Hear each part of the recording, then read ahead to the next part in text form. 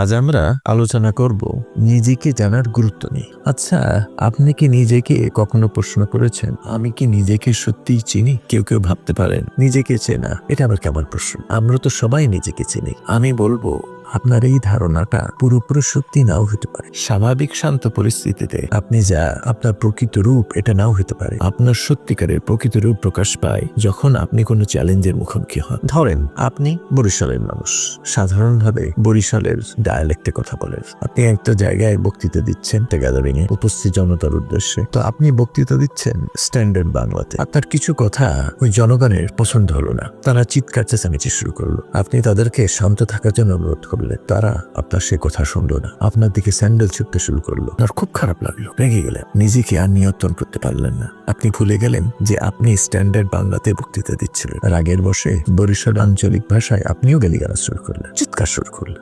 এই গো, আসল রূপ প্রকাশ পেল না। আজ আমরা আলোচনা করব নিজেকে জানার গুরুত্ব নিয়ে। Knowing oneself doesn't only mean just recognizing your root, family, education, profession. নিজেকে জানা মানে শুধু নিজের যে শিকড়, বংশ পরিচয়, পরিবার, শিক্ষা, পেশা, শুধু এগুলো না। এর অর্থ অনেক গভীর। It means নিজের সাথে নিজের সৎ থাকা, নিজের শক্তি আর দুর্বলতা সম্পর্কে যথেষ্ট সচেতন থাকা, কোনো পক্ষপাত দুষ্ট না হয়ে নিজেকে সত্যি সত্যি মূল্যায়ন করতে পারা।